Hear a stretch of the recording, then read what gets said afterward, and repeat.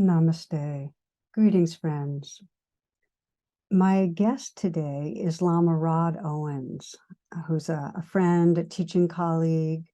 Lama Rod's an author, an activist, and he's an authorized Lama, which is a Buddhist teacher in the Kagyu school of Tibetan Buddhism. He has a Master of Divinity in Buddhist Studies from Harvard Divinity School, and it's got a focus on the intersection of social change, identity, and spiritual practice. His books include Love and Rage, The Path of Liberation Through Anger, and he's the co-author of Radical Dharma. His new book is called The New Saints. So we'll be talking about his new book today, really how we can't separate our work for social transformation and liberation from the path of spiritual freedom. We'll talk about how freedom comes from a very courageous kind of honesty and authenticity.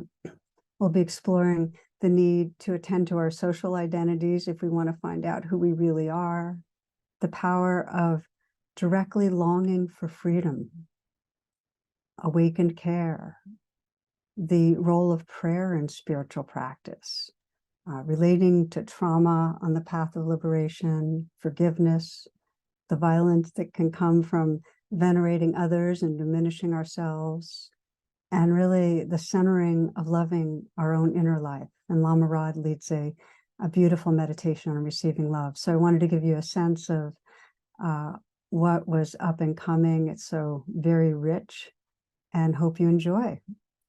Okay, now for our conversation. So welcome, Lama Rod. Thank you for being with me. Thank you for having me on. Yeah, well, I mentioned when I emailed you that I spent a lot of last weekend with you and with your new book, The New Saints, and it's coming out this month. And so first off, what an amazing, deep, call to spirituality, the depths of spirituality and engaged caring. I just loved it. And the thing that most really struck me was your full humanness in it. It was such, it's like you gave us this window Yeah. into your own raw process of metabolizing life and waking up. So I just wanted to start in with the book and just ask you a bit about, your aspiration, writing it, and how it feels having it to the world. Yeah. This is such a different book. And I think you're like really noticing that. I keep telling people, let go of expectations about what you think a Dharma book is, because I just kind of do something. I let myself go, right? And my agenda, or the ethic rather, that I was really holding was telling the truth, right? And so many folks that I work with, they're just really tired of like the bullshitting, right? They're tired of like teachers wanting to look good, but doing something really harmful, when they're not public, and so I said, if I'm going to write this book, I'm going to tell the truth, right? And even though it hurts, right? And that hurt is something that I took care of as I was writing the book, right? I have lots of support, right, when doing this kind of work. But yeah, to tell the truth about the real work of waking up in the world right now. You modeled authenticity.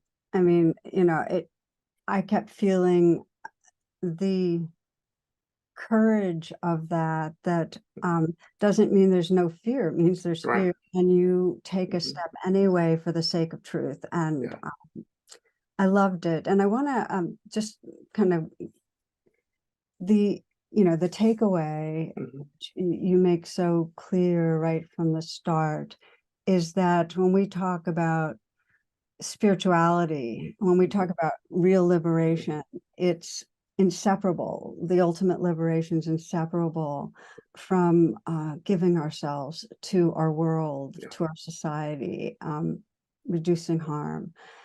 And so I just wanted to hear from you a little more on how that has come through for you.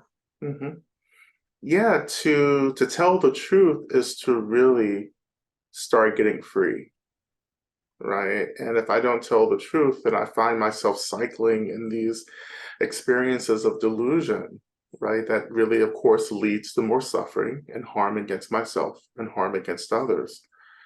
But to kind of like remove the mask and to say, listen, I know that you're trying to have fun, and get comfortable and have an experience in this process or in this field of spirituality. But I have to tell you, for me, it's been work. It's been kind of grueling, right? It has taken a kind of labor that I didn't even think was possible, right? To develop a deeper awareness of why I suffer and the choices that I have to start to make to divest from the causes and conditions of suffering and to reinvest in wisdom, clarity, love, care, right, for myself. I just am not interested in wanting to look good anymore, right? I'm interested in telling the truth of what this work costs and what we have to commit to. Because right now we need more than like a kind of superficial surface kind of practice. We have to have a really deep, durable, resilient kind of practice right now. Like we have to really get into the depth of who and what we are and start doing some real healing. And part of that real healing is doing the real grieving work, right? And doing the real holding space for trauma, Yeah. right? And real forgiveness, right? But it's also, it's also about having fun too, right? So, and yeah, this is hard. This is really hard labor, but you can also have fun with this. And for me, my experience of pleasure and fun has also deeply correlated to the intensity of my work. So another way that I like to put this is that I've learned to work hard and I've learned to play hard at the same time to balance out, this work of getting free. Well, Right? it sounds like a recipe for living it fully. Yeah. And you are very wholehearted. Comes through. So I want to actually touch on each of the things you named. It means this, it means Yeah. this. And to maybe begin with, part of the effort you point to, you have this phrase in there that says that a new saint is a being in this world in a body with identities. And that part of this effort and work is embracing the complexity of our identities. And I wanted to name, and this is maybe in the spirit of authenticity, that, I mean, those who are listening now are going to have all sorts of mixed identities, some more privileged, some disprivileged, the whole thing. Right. So what I have more and more become aware of, Lama Rod, is that as a white person, as a person that is comfortable financially, class-wise, and so on, in this, I have seen people, me and people like myself, that downgrade the importance of tending to identity. Right. Because, it's obvious, we're the ones that are privileged at the, taking from others. It doesn't end up being the problem that, alerts us. But what I've noticed is then in spiritual circles, the rationale is it's all just different forms of suffering. All suffering is equal. We're all one. Why do we, it's hard to try to realize that. And And I've just watched in my own life, because you talked about effort, the place that has been the hardest and the most effort is facing the meaning of whiteness, the meaning of privilege, and finding under it what I thought wasn't a thing that mattered so much, that it was the huge suffering of the way that made me separate. It made me smaller, it narrowed me. But it took really digging in to realize that it wasn't optional. It was an essential part, and it is, I'm saying was, it's an ongoing thing. It's like this essential effort. Yeah. Keep on attending to the ways these identities surface. So I'm bringing my own example in, because I'm imagining you run into that a lot. Yeah, absolutely. And thank you so much for sharing and for being open like this, because this again is the intention of the book, is to invite people to start telling the truth and to start getting much more curious about how we show up within this kind of intersectional identity, you know? But I think you named something really important, and I've had this conversation before many times in the past, where it's like, well, I'm not suffering, I'm like, I'm good, I'm enjoying this life. I've had conversations exactly like that, where people have come to tell me I'm not really suffering that much, right? And I say, well, yeah, in a way, you're kind of coasting above these deeper, expressions of suffering.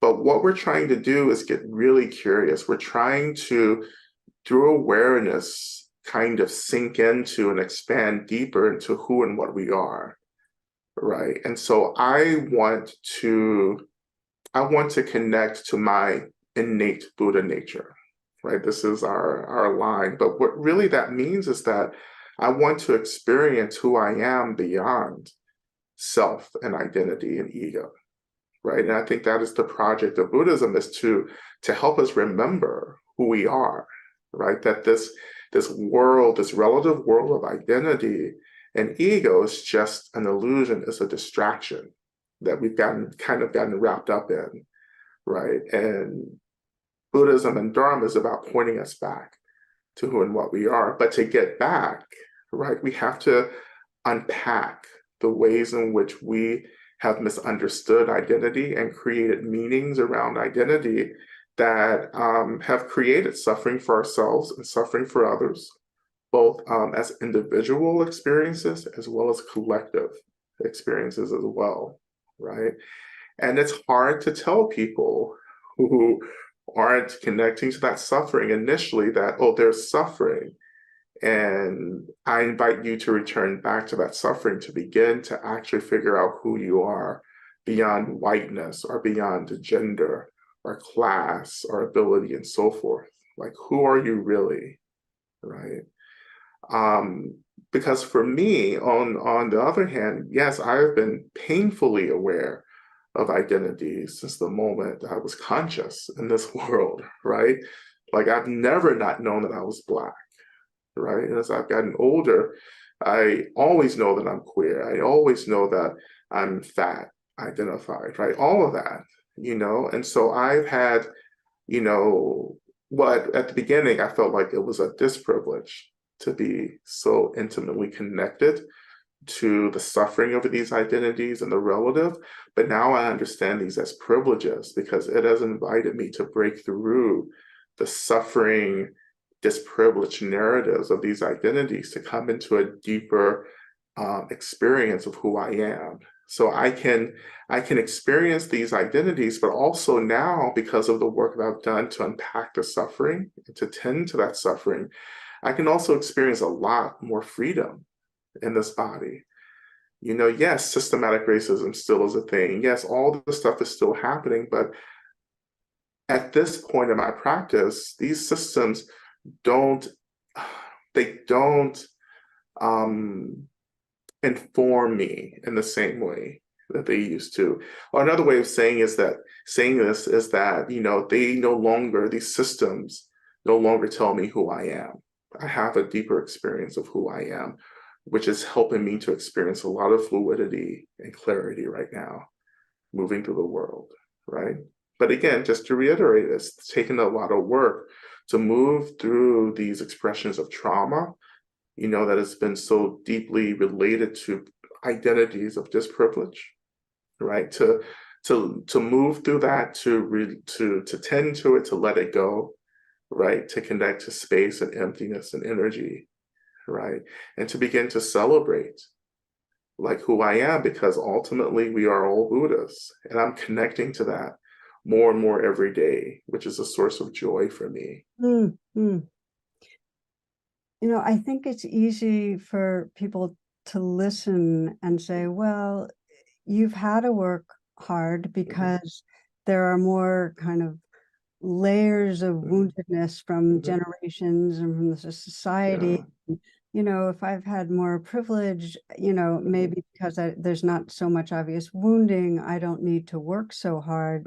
And that is a delusion, because in a way, there's identification, but because there's not as much overt suffering, it's easier to miss it. And it's there. And that's the thing that really grabbed me. I didn't realize that the identity that was unconscious as a white person, as a privileged person, was actually causing suffering that I wasn't aware of. And a huge amount of opening to a very profound sense of belonging, like true belonging, when I started realizing how it had kept me apart, how it had cocooned me. So I'm just taking in more of what you're saying about we really need to pay attention. Well, it's really interesting because in the book, and also in my previous work, I've really talked about how relative identity is an expression of trauma, right? Because it takes us it's a misunderstanding of who we are, and we get stuck in that misunderstanding, creating meanings that come, at this privilege, and the harm and violence and manipulation of so many people, and other identity locations. But specifically, even talking about whiteness, right? Whiteness is an expression of violence that's been normalized. I only know that because embodied as a Black person, I sit at the other extreme of whiteness, and I can feel the harm that whiteness has created for me and my ancestors, and will continue to create into the future for my descendants, right? And then you say, oh, but this is normal. But then when you hear people say, no, actually, your normal identity location is actually supported by the violence against me and my marginalization and erasure, right? It's the same thing with being cisgender as well. Like, we think this is normal, right? And that comes at the harm of our trans community and non-binary and gender expressive community, right? And so, there for me is suffering and always thinking that where I've been put is where I need to stay, when in fact, my goal is to get fluid and open, right? And to begin to welcome who I can become when I let go of holding so desperately to some place I've been put by systems and institutions, right? What you're saying, you have a term that I've heard before, and you really bring it alive, of spiritual abolitionist. Yes.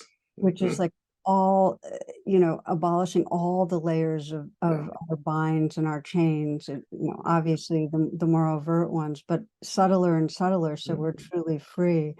And you write beautifully about Harriet Tubman, who coming into the collective consciousness more and more these days. Want to read you one to all those that are listening, just one.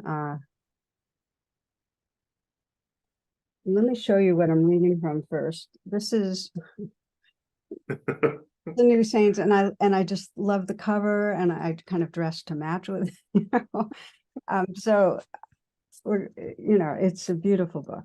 So okay, Mother Harriet as an awakened bodhisattva, knew the real freedom is realizing the essence of everything. And to experience that realization, our abolition practice must be also a spiritual practice in which we ally with the unseen world of beings who are working alongside us to get us and everything free. I can hear Mother Harriet now saying that if we ain't praying, we ain't serious about getting free. Yeah. That. Yeah, you have to name what you need. And a lot of us aren't naming that our deepest desire is actually to transcend the causes and conditions of suffering.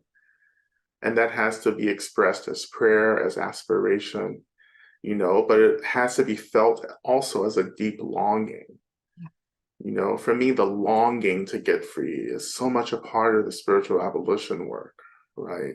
And my spiritual abolition work is again rooted in anti-slavery abolition, right? And for me, Harriet Tubman, Sojourner Truth, Frederick Douglass, and so forth, they really embodied the spirit of spiritual abolition,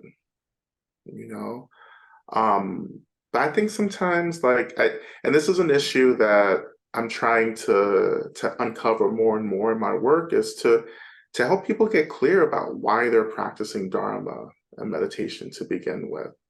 I think that's really important because a lot of people are like, yeah, I just want to feel better. I just want to be more comfortable. I just want to be happy, right? And for me, I never had those intentions. Like from the get-go, Dharma promised complete liberation from suffering. And that's why I signed up. It's been great, right, to feel more comfort and more belonging and more expansion and spaciousness and happiness and joy. That's absolutely happened. But my goal has always been to transcend suffering itself and return back to who and what I am, being this expression of a Buddha, right? That's where I'm trying to go, but that's a hard goal, right? That's the toughest agenda for us to aim for, but it's really the only agenda really to go for, because everything else is just an illusion. Even comfort and happiness are fleeting, they're relative experiences. So when I talk about spiritual abolition, I'm talking about cutting through everything and returning back to our most fundamental direct natures, with an emptiness and space and this luminosity or energy, right? I want to remember that, because no one deserves to suffer, right? And that's an important part of my ethic. No one deserves to suffer, right? We're all awakened, we just forgot. So why should we be suffering like this? Right. And so, yeah, I'm just I want to go all the way.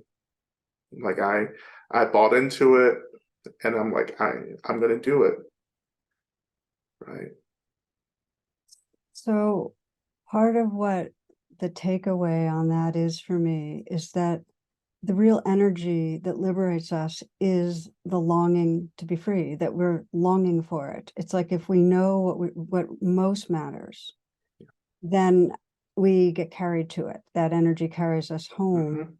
And the challenge is we tend to fix on lesser outcomes just out of habit. We fix on more surface outcomes. So it seems like the real powerful inquiry is what most matters to your heart. Yeah. What is it really that you care about? And you talk a lot about awakened care. I mean, you do a beautiful job with that, how it really has to do with decentering the self, moving to we, really, really caring. So I thought maybe just to ask you to speak more about that. Absolutely.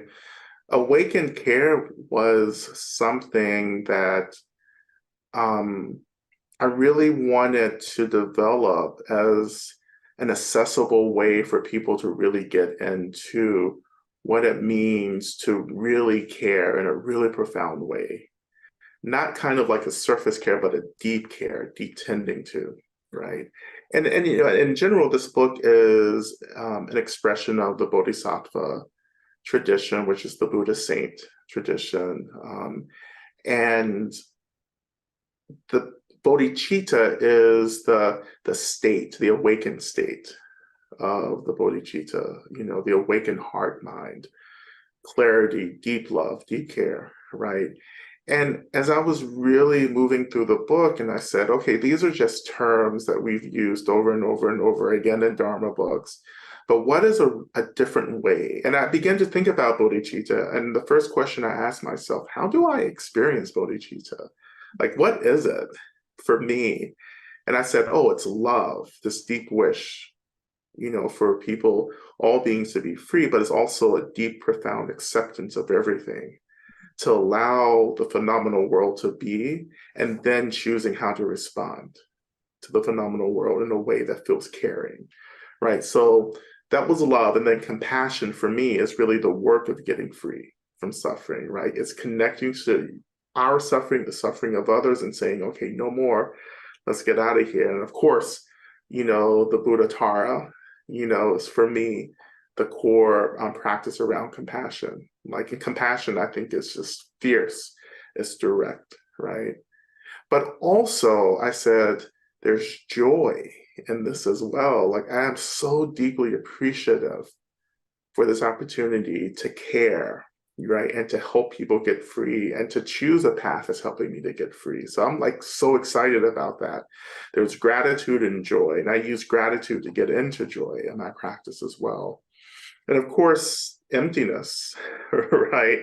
Like this is only possible because everything is arising out of the state, that's malleable and shapeable and boundless, right? And that we can only get excited about liberation because it is possible to do so, And so I was like, okay, all of these together combine into, yes, this profound kind of care for ourselves and for others, but an awakened care that really takes into account that like this is leading us to ultimate liberation, as well.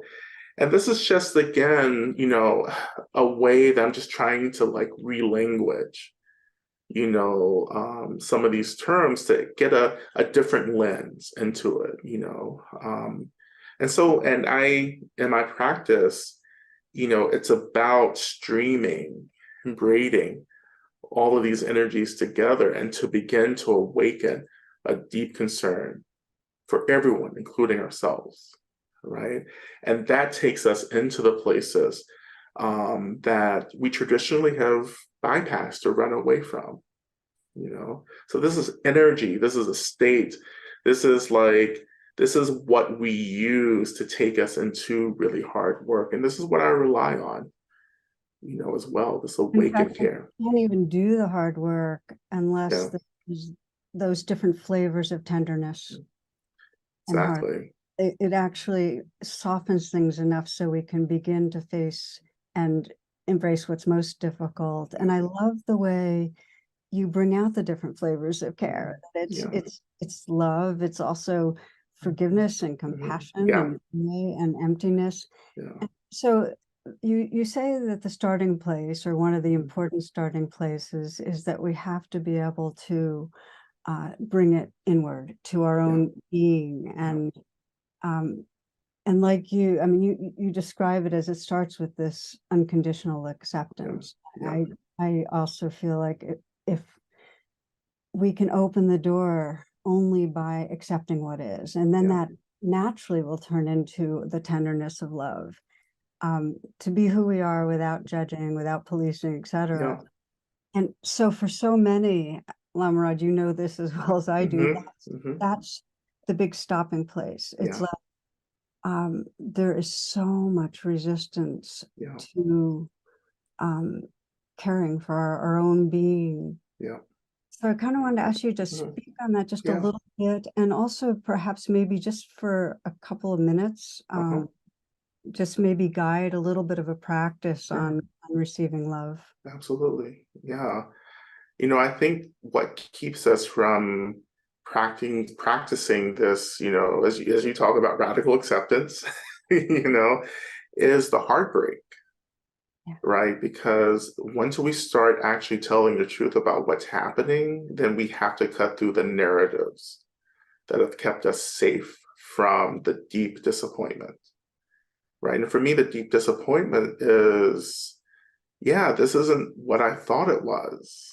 Like, this world that I was born into, like, has taken so much work to understand, right? And I have these ideas about freedom and equality and so forth, which seems to be so disrupted, right? And so instead of like continuing to tell myself a narrative to feel good, I just say, you know what? In order to really get free from these narratives, I have to start naming them and then let my heart break, allow myself to touch into the deep disappointment, right? And that begins to, of course, disrupt our sense of self, right? And we begin to change, right? And that's a journey that, I mean, it may it's the roughest journey, I would say, in my practice and experience, the heartbreak, right? To let go of the narratives and just say, no, this is happening. But, you know, because I've worked with so many activists, you know, and am an activist, you know, and trained as an activist, I know that I can't really create the change that I need to see if I don't tell the truth about what's actually happening, right? If I don't tell the truth, then I'm just creating more layers of narratives that have nothing to do with really disrupting the causes and conditions of suffering, you know, both politically, socially, as well as ultimately, right? So love is, for me, like, again, you know, so important to work with and to embody, right? And so a really simple practice that I can offer in the book, and I've offered many kinds of practices around love, is just learning how to open to the love of the phenomenal world, including the love of people, and animals. I just think the phenomenal world is always trying to love us, including the elements, including the earth and water and everything. How can I just begin to open to that unconditional acceptance and feel that really awaken, you know, within my body and my mind, and just sitting with that, you know? And a story that I tell in the book, or I tell in some book, but the story that I like to tell is that my real introduction to love came with understanding that love wasn't trying to erase anything, right? It was about holding space for everything, including the woundedness, right? And that just really transformed my relationship to love as well. So in this practice, just this short practice for a couple of minutes, you know, I always, you know, invite you to practice, you know, this first kind of love, which is care for your body, right? So just going into practice, I just ask my body what it needs, how it needs to be right now, and just allowing myself to take up space, right? To notice any tension, any holding on in places in my physical body, and just letting it go. Right? We can use terms like relaxing as well, but whatever works for you. You know, in my practice, in my personal practice, I like to relax and open, you know, but often I say, come into a position that feels appropriate for you, where we're just able to hold space for both the comfort and the discomfort for this period of practice. And just offering my body this permission, for me, is my first experience of love happening, right? Because we have to love ourselves enough in order to do the work of getting free, right? We have to really believe that we're valuable enough to be free, that we're important enough to be free. So this is one of the reasons why practices like this, self-love, offering permission to the body, just to surrender, to open, is really important.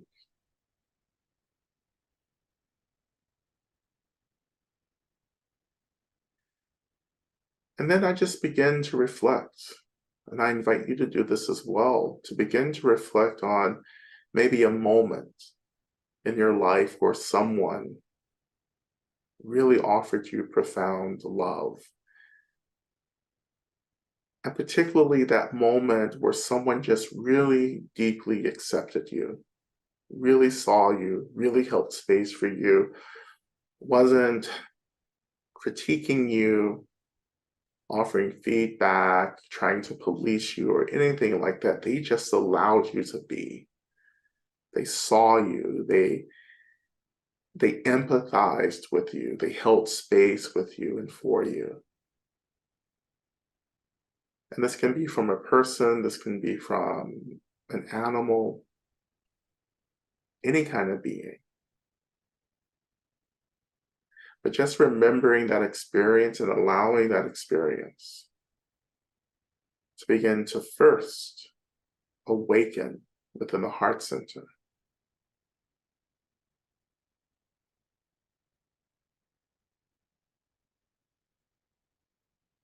And so in my heart center, just feeling how returning back to this moment of experiencing deep love and care feels like something blossoming, awakening within my heart center. And I can imagine this energy as light, as soft white light that begins to radiate through my body, or as warmth, right, beginning to radiate through the body. Again, whatever feels appropriate to connect to is fine.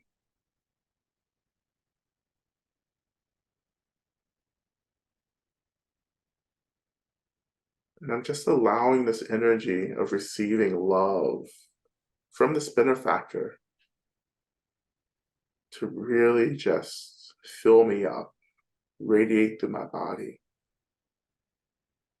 And the practice is just to experience this,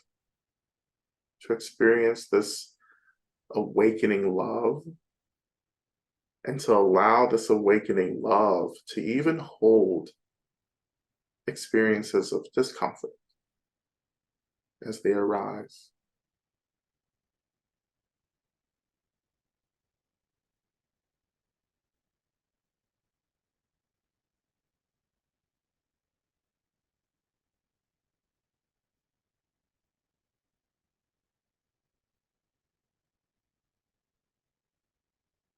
And as this awakens more and more in your practice, I wonder if you can connect to other ways the phenomenal world around you is attempting to express this deep love and care for you and towards you. And so, for example, I can feel the care of my house as I sit here. It's protecting me from the elements, right? It's providing shelter. And I feel deep gratitude for that. And I just continue to allow my home in this moment to care for me. I allow the seat that I'm sitting on to care for me as it lifts to hold my body. The air that I'm breathing, the oxygen that I'm breathing is caring for my body as well. The clothes that I'm wearing are caring for me as well. They're keeping me warm and comfortable. So just getting curious and get opening to all the ways the phenomenal world is always trying to take care of us. And just sitting within that profound care, just for another moment.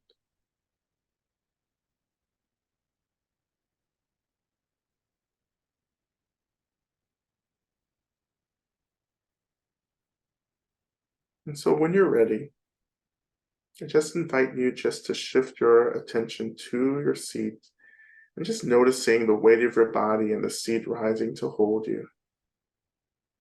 Experiencing that anchoring, I now invite you just to bring some movement back into the body, some stretching, a few deep cleansing breaths.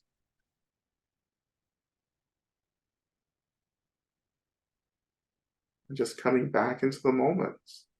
And so thank you so much for your practice. Thank you.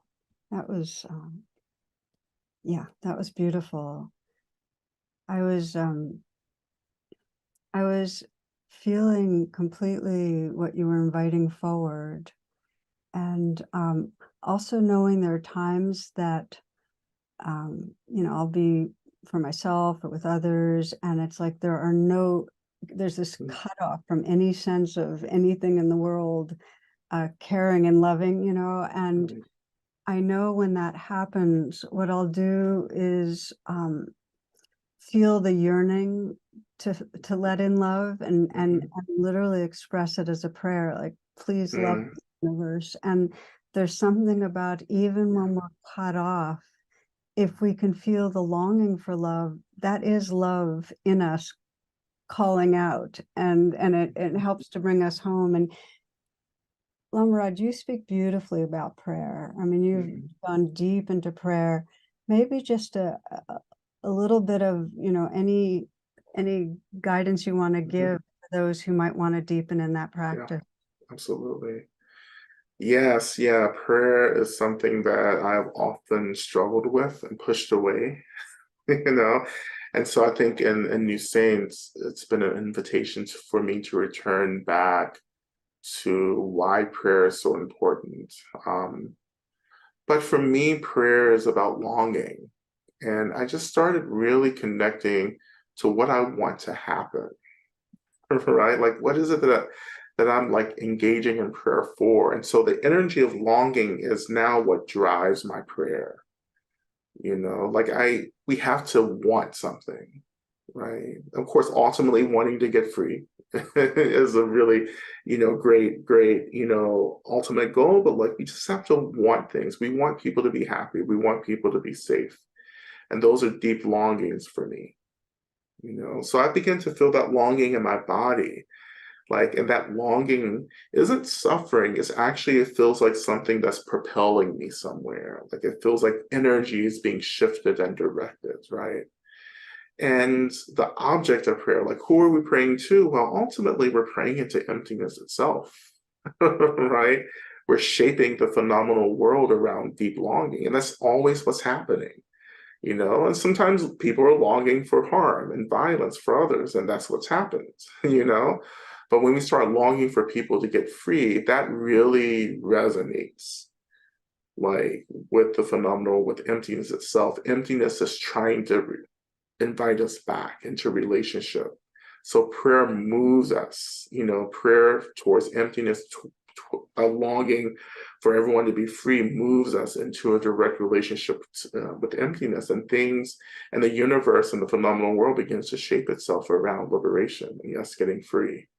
That's You such a know, powerful, just right there, that yeah, thing, that yeah, when we're in touch with the pure intensity of mhm, what we long for, mhm, that energy actually shapes the world. yeah, And one of the things I notice more and more is that I don't think of suffering as a bad thing. I mhm, think of suffering mhm, as a message or a mhm. flag that in some way we are forgetting who we are. Absolutely, So, absolutely, so suffering's part of our kind of yeah, evolutionary equipment to deepen mhm, attention. mhm, And then what you just described, we deepen attention. What are we longing for under that suffering?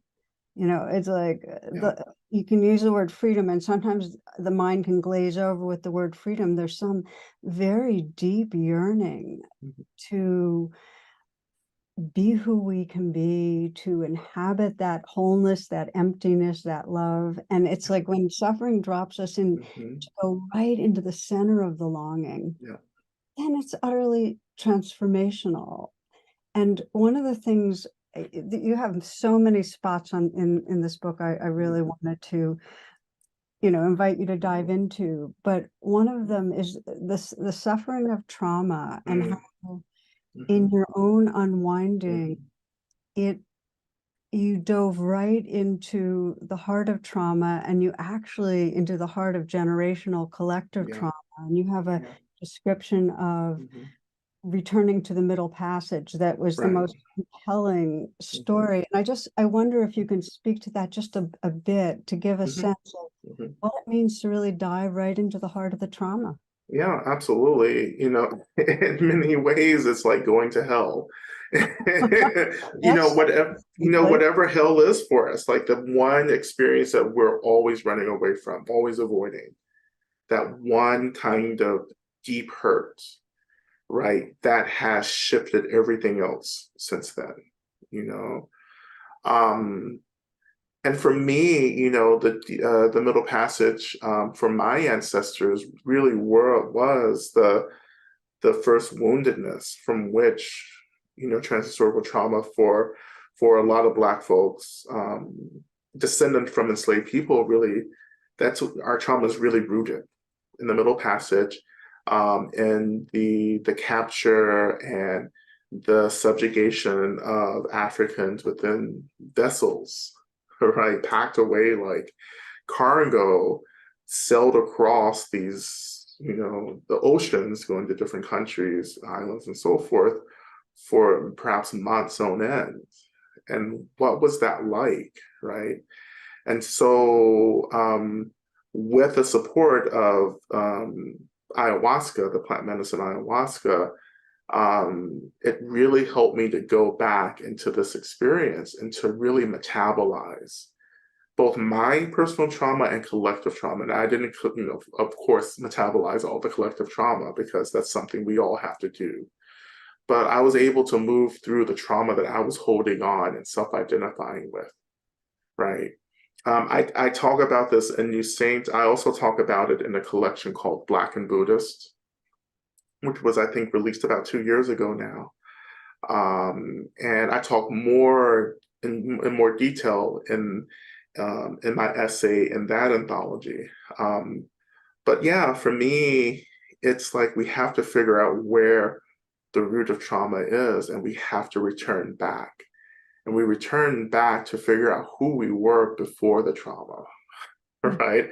Like it's like you have to get an experience of who you are outside of the experience, right? And then you're like, oh, that's where I'm trying to get back to.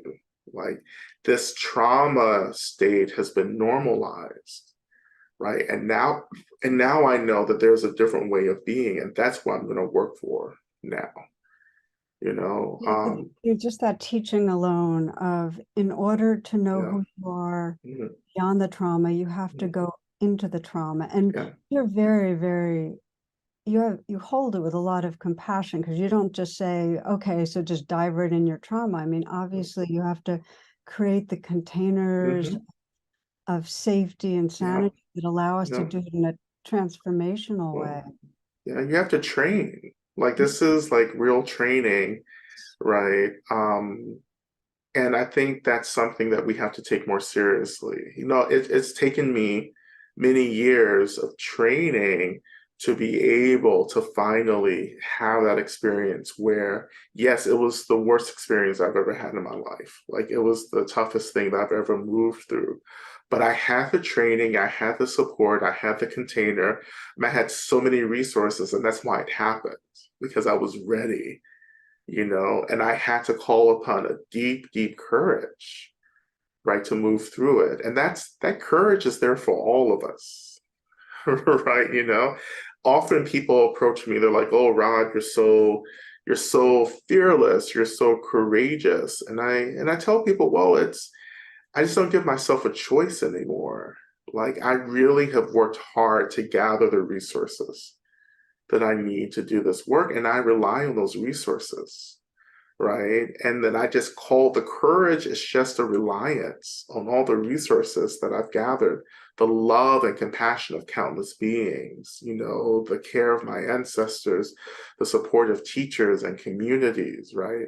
Um, a, my training in meditation and other parts of practice really just come together, and I have what I need, and I just have to hold space for the suffering that arises and to understand that like this is helping all of us get free. What you're saying in a way points to trust. Yeah, Your yeah, training has given you enough trust in who you are and in what's possible when you open to reality. Like, you know, unequivocally that opening to reality is the way to go beyond the suffering. That is the way. And so that knowing, that trust gives rise to courage. And I think it's parallel to the process of forgiveness. Right. Where also you have to go right into opening into the heart, to have the heart soften and open so the armoring starts to dissolve. And you are one of the most brilliant people I know in guiding in the steps of forgiveness. You have is in a very discerning way created a sequence of steps that to me is psychologically and spiritually deeply wise. So I want to again invite people who are listening, you'll find it in the New Saints, this sequence. And just to, I'll just read one line that I think is so kind of captures it. What is forgiveness? I want more than to move past being harmed. I want the offender to be resourced, which means I want them to experience care and have what they need to be well. If they had what they needed, then maybe they would have had the capacity to hold space for themselves and others, reducing their potential to enact harm.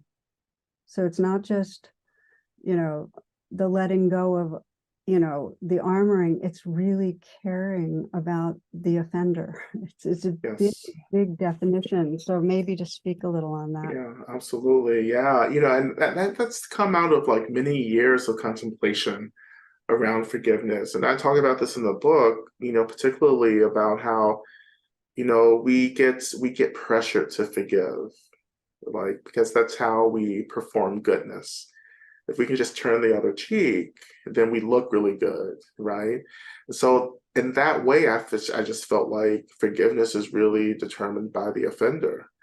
It's about like making the offender feel comfortable, you know, instead of actually asking the real question, which is, what do I need to do in order to heal?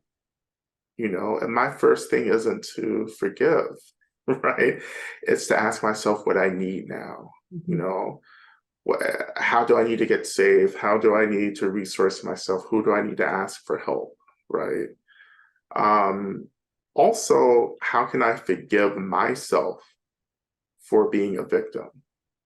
You know, like self-forgiveness when you've been harmed, I think is really new for a lot of folks. But I found that over and over and over again in my personal practice, that I just felt so much shame for being a victim, for being hurt. And I know that those are just messages, these cultural messages from systems about how, you know, I'm supposed to be strong, I'm a cisgender man, I'm not supposed to be weak, blah, blah, blah. And I have to cut through that through self-forgiveness. It's okay, I'm human, right? We all hurt each other, right? And so taking care of myself and coming back into a space where I'm like, okay, now I have the space to actually consider the experience of the person who hurt me.